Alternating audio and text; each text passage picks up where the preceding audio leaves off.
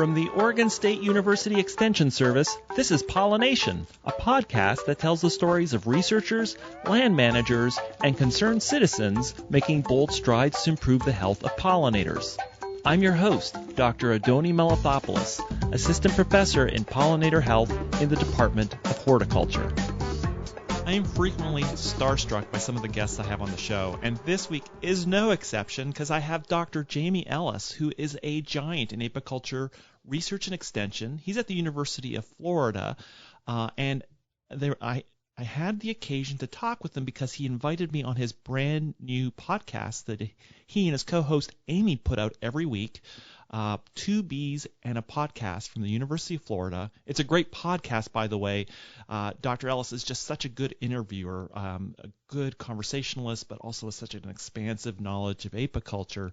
I really recommend it, and it really kind of rounds out this renaissance of beekeeping podcasts. Remember, on past episodes, we had Mandy Shaw from Beekeeper Confidential, and also we had Kim Flottam talking about the Bee Culture podcast. Anyways, some great podcasts going on out there. And I thought, well, since we've already got the equipment running, let's have you come on my podcast because there's a question I've been dying to ask you. Dr. Ellis has a great perspective on the management of varroa mites. These are the mites that really have been the scourge of beekeeping. They're very deadly, and they've been around since the mid-1980s. I wanted to ask Dr. Ellis, why has it been so hard to solve the problem of varroa mites? In this episode, he gives us an answer to that question, but he also paints a picture of possible futures, how we might live in a world where varroa mite isn't so predominant, what kind of steps we might have to take to get there. Anyways, great episode, Starstruck this week on Pollination with Dr. Jamie Ellis.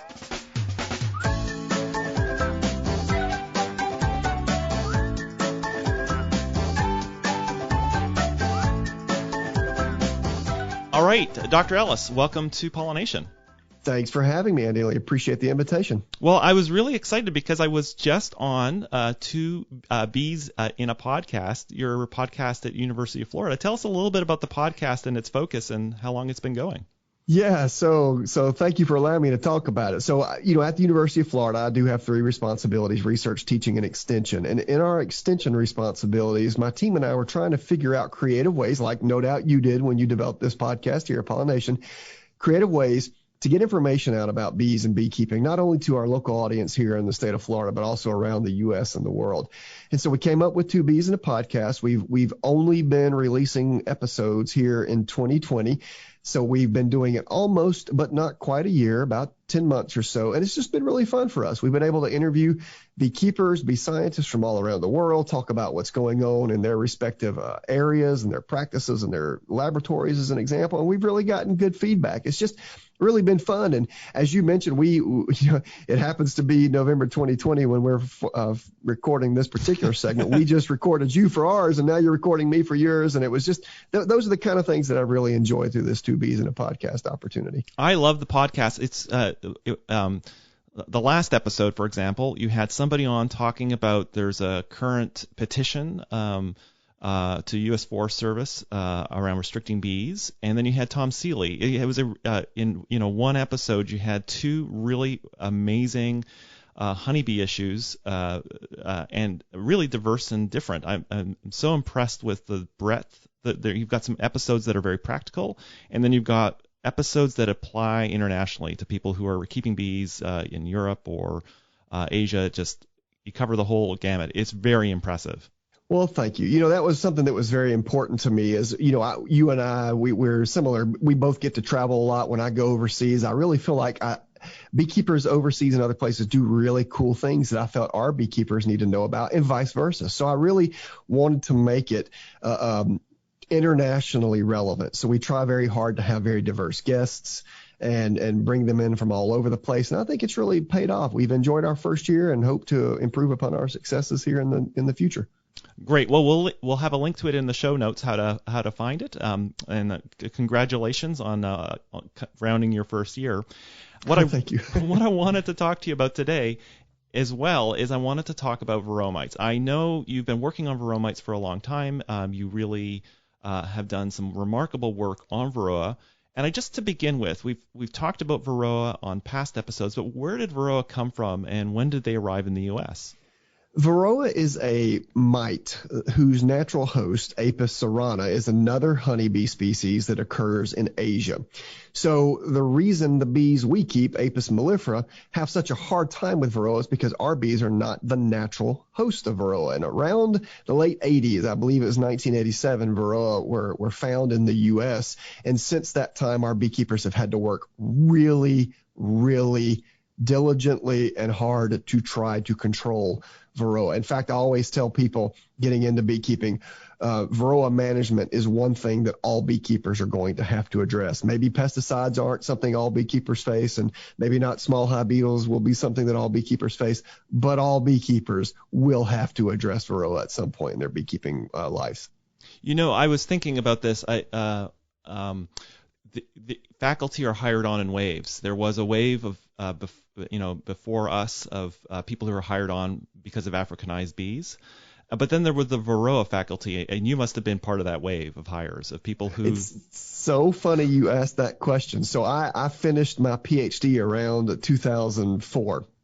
And at the time, the University of Florida, where I work now, had opened, well, in 2006, 2005-ish, I guess, they opened this position that I currently have. So in 2004, I graduated. I went to do a postdoc at University of Georgia, and then this UF position opened. And I remember getting this position, and oddly enough, Anthony, a lot that went into, I think, hiring me is that African bees had been found in Florida. Oh, really? Just a few years earlier, and I did my PhD in South Africa, had worked with African bees. I also did my PhD on small hive beetles. They were a relatively new and hot topic. And so all of this was kind of right before bee losses. So I had a scientist in the U.S. who was nearing retirement. He looked at me and said right after my hire, he said, "Jamie, I think you're going to be one of the last honeybee specialists ever hired, because most honeybee specialists who were retiring at the time were being replaced by other, specialists who were looking at hot topics." Then 2006 happened, and bees started dying, and everybody started freaking out. And then every university on planet Earth now has at least one, if not 52 bee specialists. So I was kind of right on the edge of will this ever happen again, to that right at the beginning of the explosion of the hire of bee scientists around the world to address bee losses. Well, in spite of all of this time, and it's kind of shocking that we have one way of managing varroa mites, these acaricides, and it strikes me that mites eventually develop resistance to acaricides, and as soon as that happens, we go through those periods of colony loss when we lose. I remember at the time having resistance to coumaphos develop very rapidly, and suddenly there were large colony losses in the U.S. Is the U.S. beekeeping industry more or less prepared than in the past to face another acaricide resistance situation?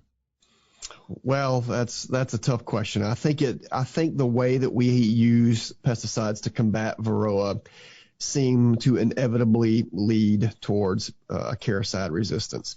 It's a little tricky, as you know, Anthony. When people are trying to treat fleas on a cat, they're trying to control an arthropod on a mammal. When you're trying to control a varroa on a bee, you're trying to control an arthropod on an arthropod with an arthropodicide. So it requires really a strategic application of pesticides that we that hopefully at low doses can still kill a mite, but not impact the bee. And really very few options have come to the beekeeping community as a result of that strange paradigm that we're having to address. We've had fluvalinate, you just mentioned coumaphos, and now we're heavily relying on amitraz. Amitraz resistance seems inevitable. I mean, I know that there are scientists out there who are already starting to find pockets of amitraz resistance in the U.S. varroa population. So it seems inevitable when you get anecdotal reports from commercial beekeepers who are having to use more and more and more amitraz and some of these off-label treatments.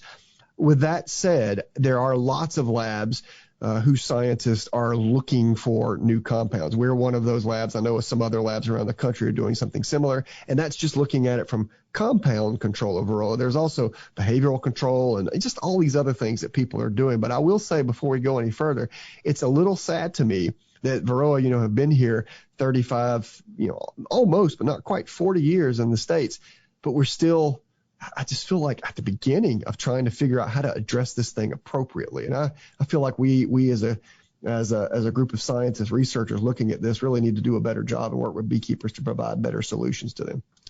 So your sense is that should we lose Amitraz, we may be in a very similar situation to what we were when we lost Coumaphos, that there is a way in which the science hasn't advanced far enough to be able to really prevent that kind of loss at this point?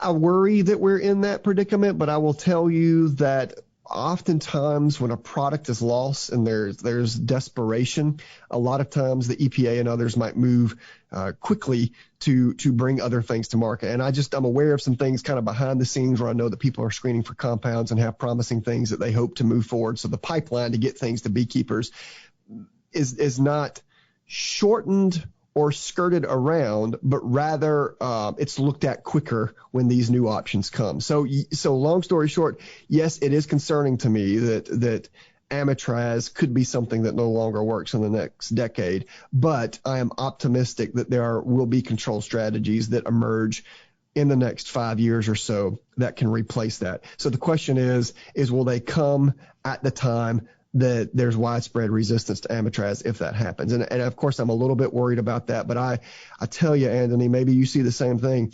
When I go to meetings, there are amazing master's and PhD students who are coming in right behind us who I'm pretty convinced are going to go out here and whoop out a lot of these bee issues that we're facing here in the next 10 years. That is so true. There's some very smart people coming up into the ranks.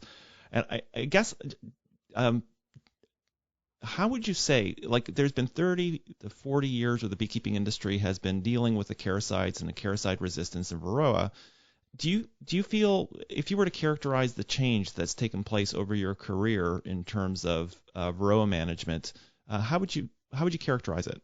Well, I don't know how much change there's been, right? Since varroa has been in the U.S., the beekeepers have been heavily reliant on chemical control. And I do know that there's a lot of other efforts. There's breeding efforts. There's a lot of things that are going on to address varroa issues. I personally am a fan of the breeding efforts that have happened. Anytime we do research on different stocks of bees that are supposed to be varroa resistant or tolerant, we see that they in fact are.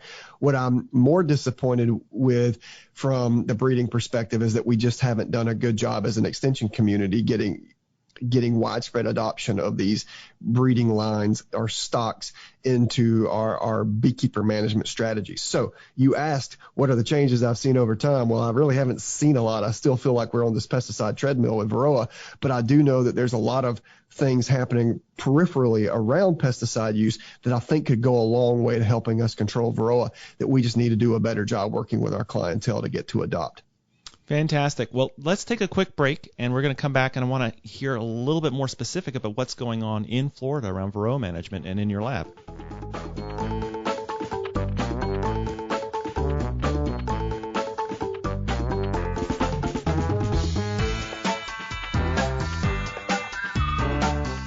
All right, we are back. So, we on that last, it was great. I always love the breaks because it gives me a chance to talk to the guests and sort of flesh out some thoughts. And I guess I want to pick up on that last point that you had before the break in terms of, you had the statement that there is a kind of extension may have not done a good enough job to sell some of the stock that's varroa resistant. Can you tell us a little bit more about what you mean?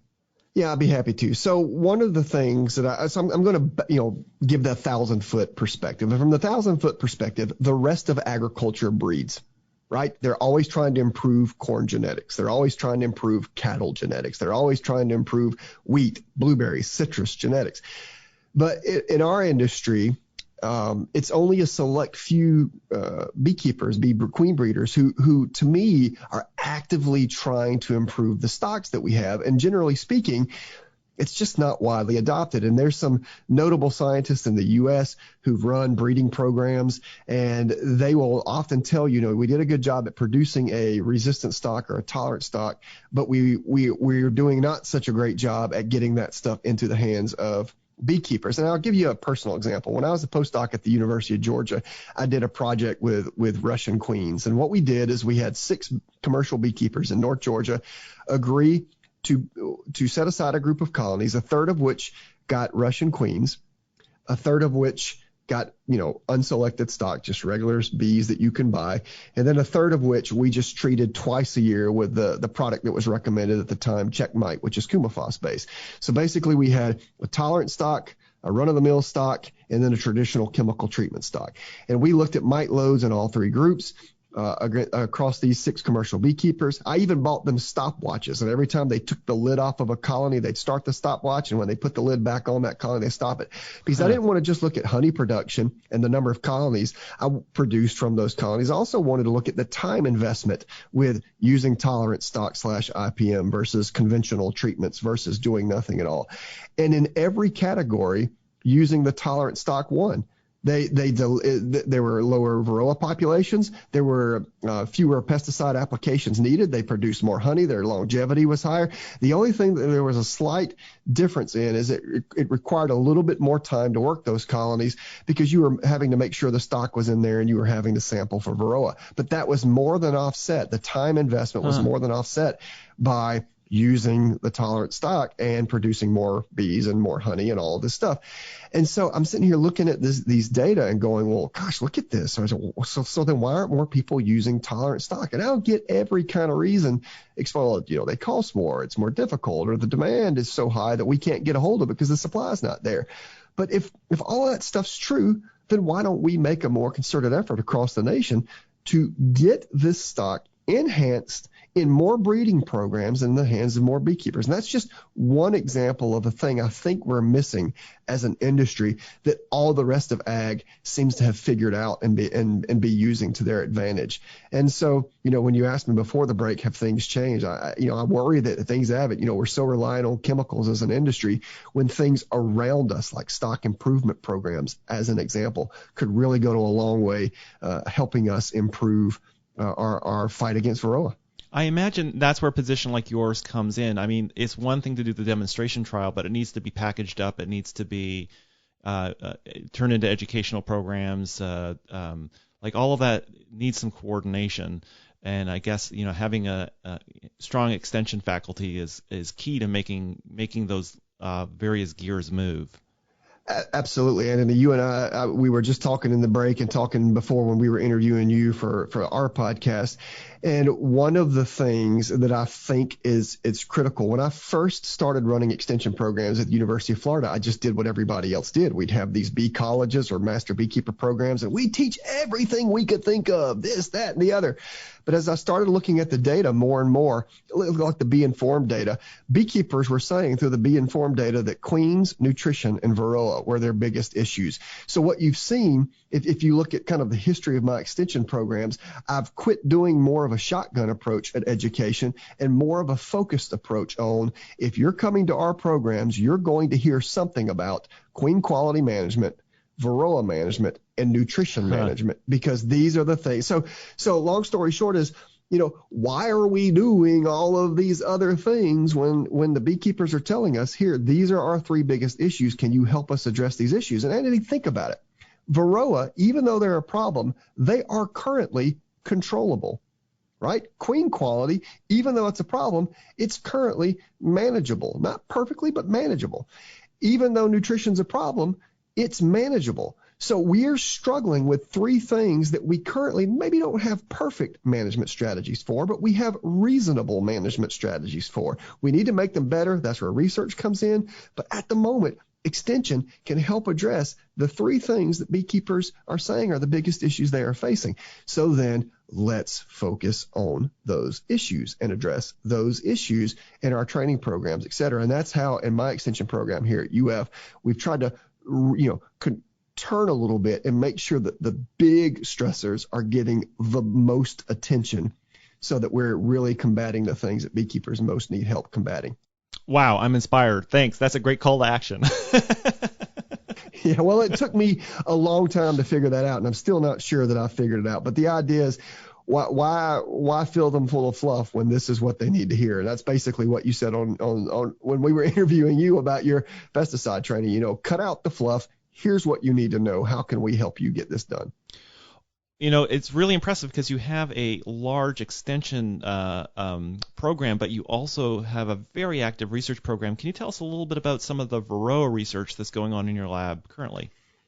Yeah, I can. So when I first got to UF, some of my early varroa research was focused on, I don't know how to say this diplomatically, but kind of ripping off the Band-Aid. When I first got to UF, everybody wanted to fog with mineral oil. Everybody wanted to dust with powdered sugar. Mineral oil. Yeah, everybody wanted to dust colonies with powdered sugar. Everybody wanted to use small cell foundation. So we did some work on small cell foundation and powdered sugar and showed that neither of those seemed to work really well and weren't worth the effort. And other people quickly thereafter found that. So I kind of got sad and going, I don't like showing things that don't work. I want to start investing in things that maybe have a chance. And so a few of the things that we started focusing on early on was this kind of RNAi control, this double-stranded RNA control of varroa. Then there's a long history there. I won't go into too much detail, but we've collaborated with industries to try to look at that. These days, what we're focused on are kind of three things with varroa right now. We're trying to develop methods or strategies to rear varroa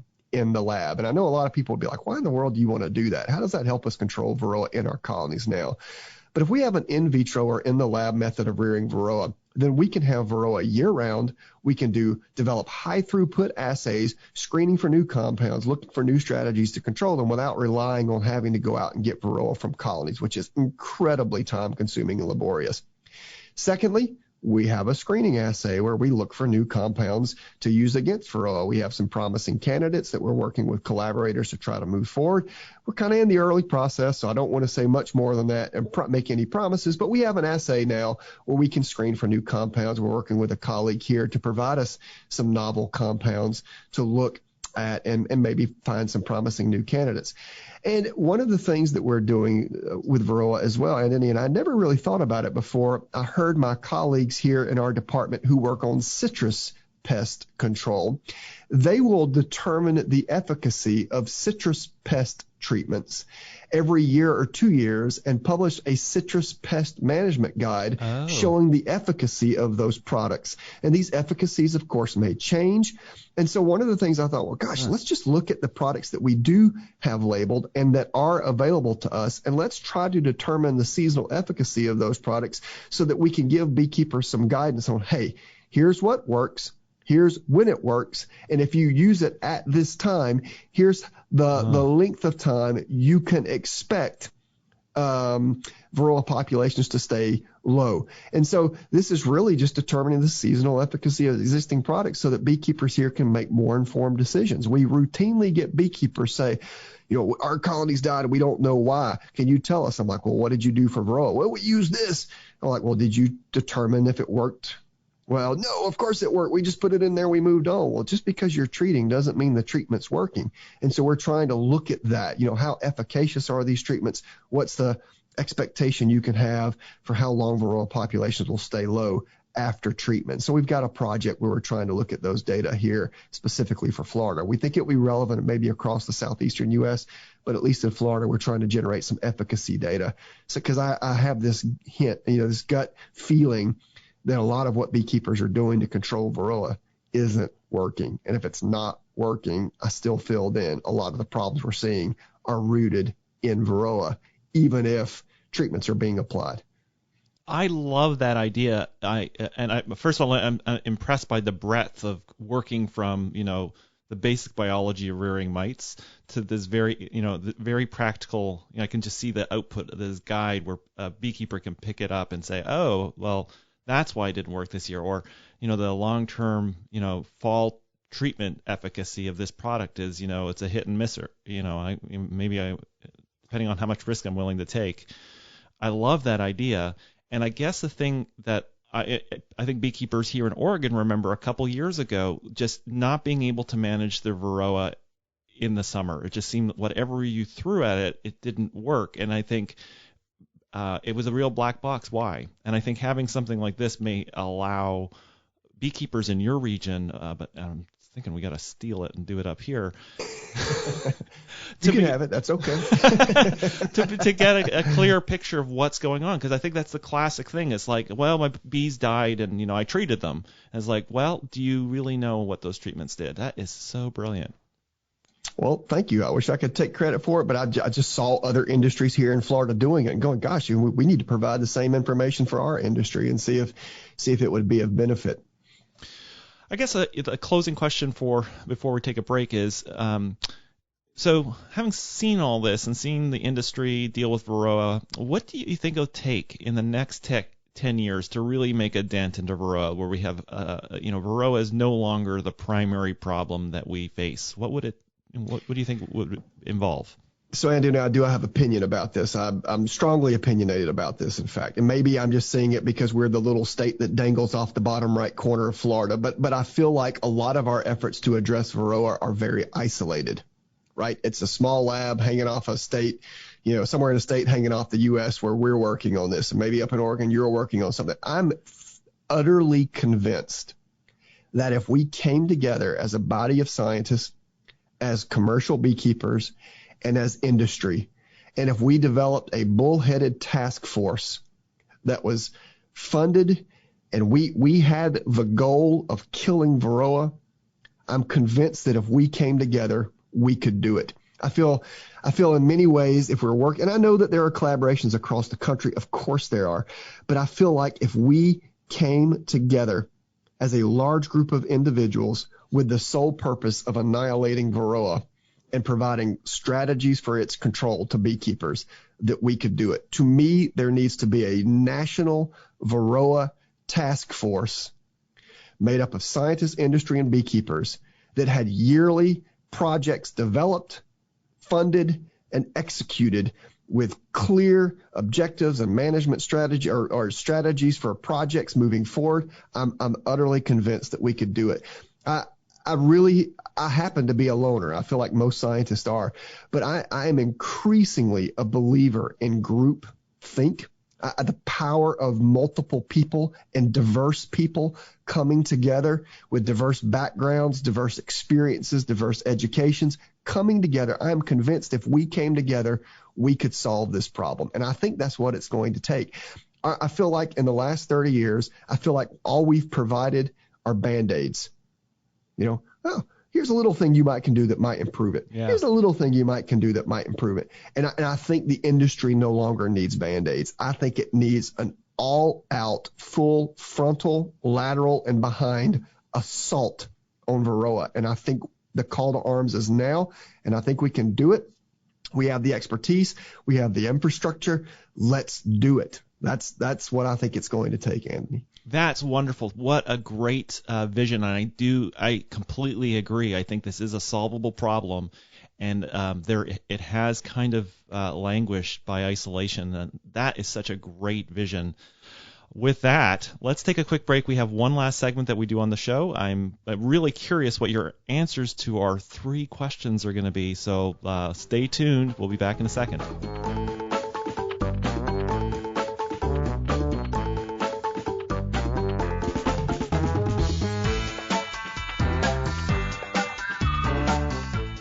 Okay, we are back. So we ask all our guests these same 3 questions. I'm so curious what yours are going to be. The first one is, do you have a book recommendation for our listeners?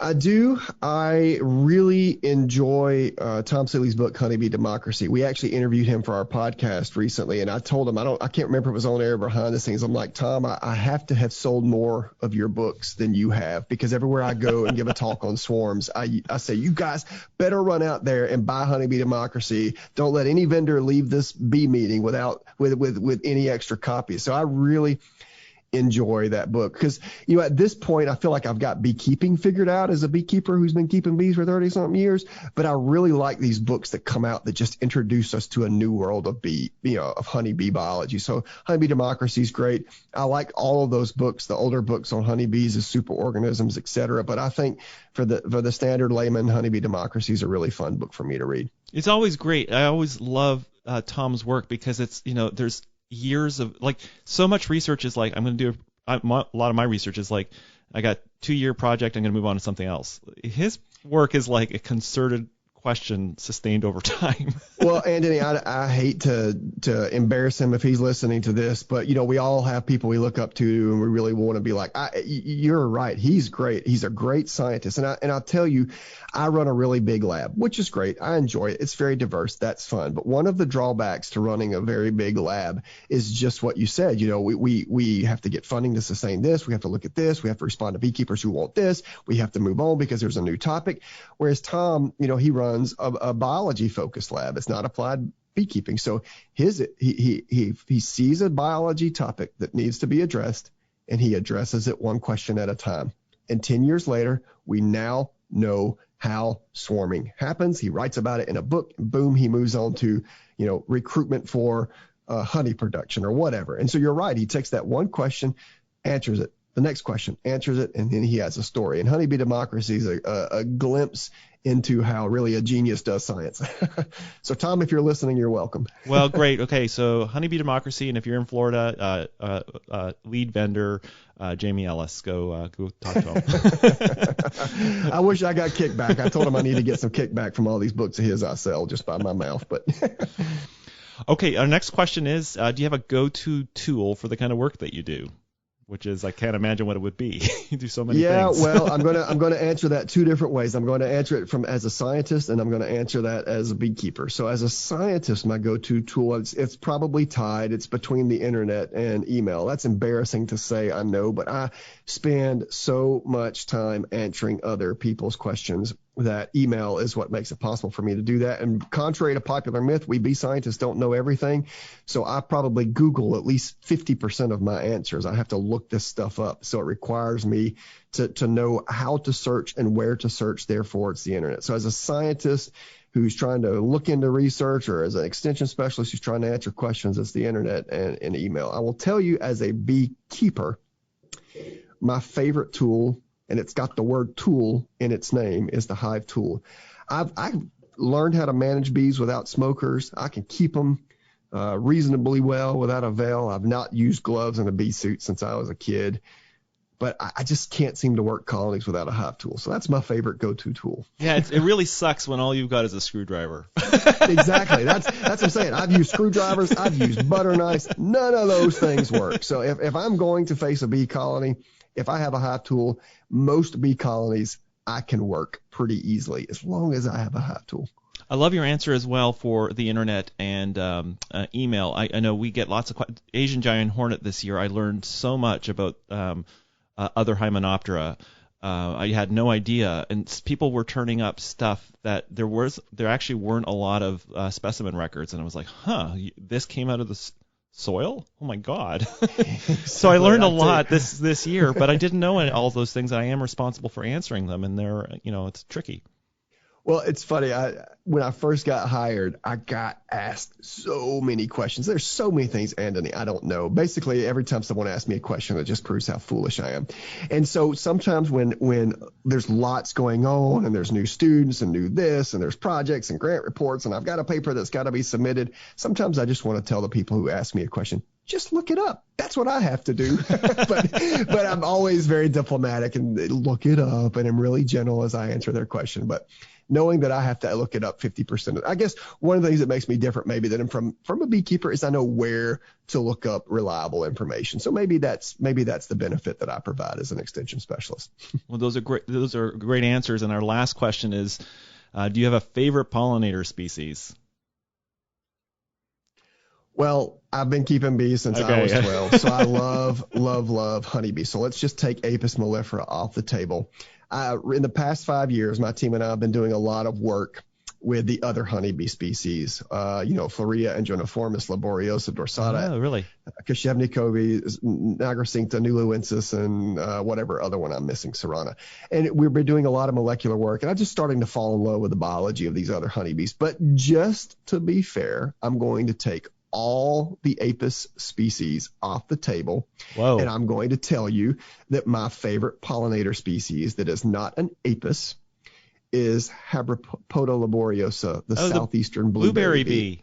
I just love that little bee. My wife has a PhD, and she did a lot of work during her PhD with blueberry pollination. We're both from Georgia. We live in Florida. We're in the Southeast, and it's just, we grow blueberries in our backyard. We're really good at it. So it's just a cool little bee to see. And there's so little known about its biology that I just think it's a neat bee. So there you go, the Southeastern blueberry bee. Great answer. I'm so jealous that you've got a commercial pollinating Habropoda. We have one on the coast that digs into dunes, and they're such a beautiful bee. But I love honeybees. I think I said on your podcast, I love people, and a lot of the native bees don't have like this big infrastructure. There's no native bee clubs, Exactly.